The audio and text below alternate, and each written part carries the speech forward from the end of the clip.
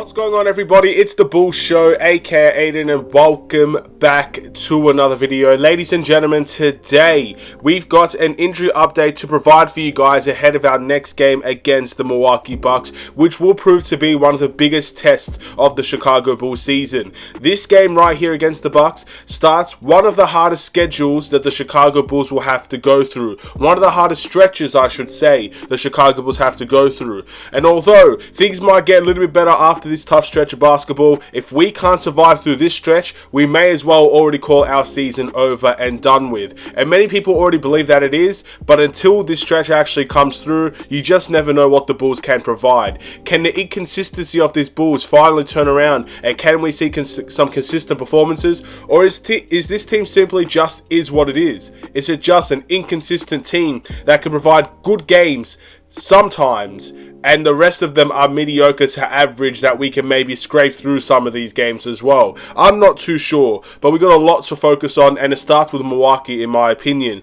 Before we get started, please like and subscribe to the Bulls Show. Turn notifications on, and let me know in the comments below your thoughts about the Chicago Bulls, and I guess the chances they could walk away through the toughest part of our season in a positive way. We've talked a lot about these types of things recently. Again, we've talked a lot about the Chicago Bulls beginning of the season and how that was a difficult stretch. We didn't survive that. We talked about away trips. We had a very good away trip recently, but the West Coast trip was abysmal. And then we've had a couple of losing streaks along the way as well. This season has been poor for the Chicago Bulls thus far, but every stretch provides something different. Hopefully there's a positive stretch coming for the Chicago Bulls. And before I go any further, I know this is a Chicago Bulls channel, but my goodness, man, if I can't sit here and talk about a Luka Doncic performance like that, man, I don't think I should have an NBA channel. Luka Doncic dropped 60 points, 21 rebounds, and 10 assists against the New York Knicks in an overtime performance.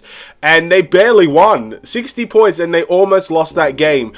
Luka Doncic is an incredible player, man, and he's on his way up, already to be one of the greats we've ever seen. And he's still at a very, very young age. Again, Luka's one of my favorite players. I really like the Dallas Mavericks team. I'm so proud to be watching a guy like Luka really perform that way. He's so talented. He's so skillful. Again, he's up there, ladies and gentlemen. He's fantastic. And I'm not calling him the greatest of all time right now or anything like that, but he's building his way, man. He's still so young. He's building his career, ladies and gentlemen. And I thought it was an absolute honor to watch that game and watch Luka Doncic do his thing. Luka Magic truly provided some magic for the NBA today. I wanted to bring that to this video because, of course, I know this is a Bulls channel, and again, we're going to be talking about Zach and DeMar and the Bulls and Vooch and everybody else in between that, and that's fine. Sometimes it's positive stuff, sometimes it's negative stuff, but if I can't sit here and talk about, even for a minute, a Luka Doncic performance, then man, I'm missing out, ladies and gentlemen. And I highly recommend,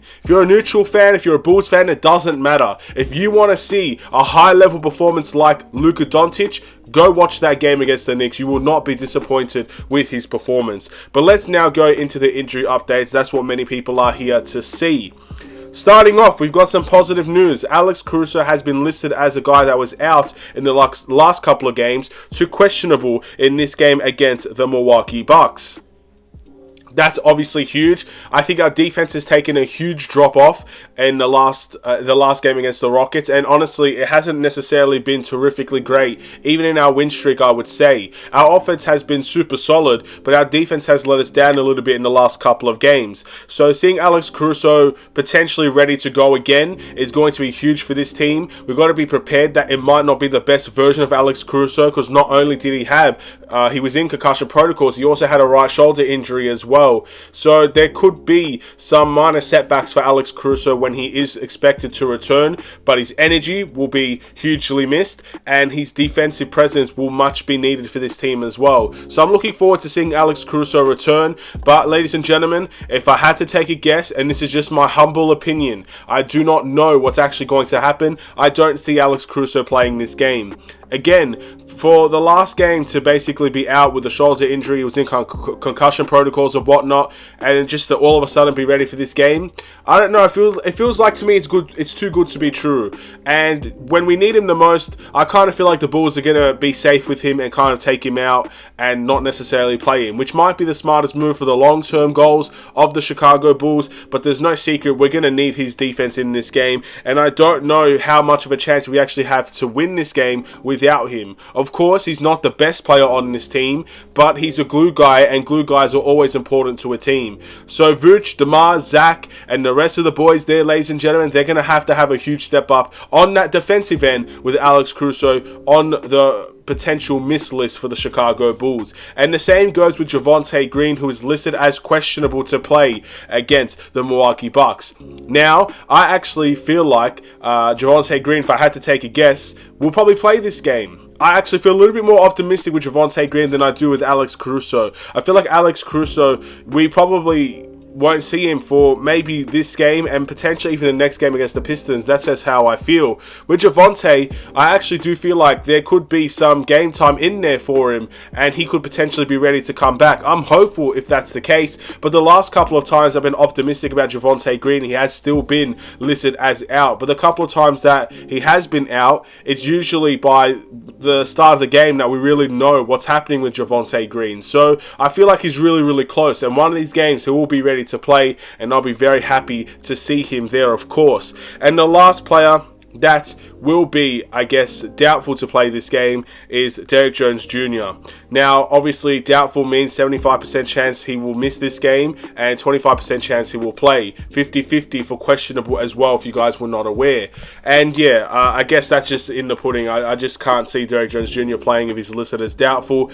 Hardly ever do you see a guy listed as doubtful play. I think we've seen it once this year, where the guy that was listed as doubtful actually played for the Chicago Bulls. So expect Derrick Jones Jr. to miss another game for the Bulls team. And I actually do think we miss Derrick Jones Jr. Now, I definitely don't miss small ball center, him playing as a small ball center, but I really think he plays at his best when he's next to Andre Drummond off of that bench. I think he helps him a lot. I think he's a guy that's super athletic and is not afraid to go and attack the glass. He obviously can shoot the three.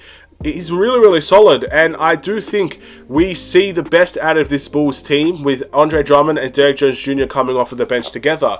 That's just my opinion.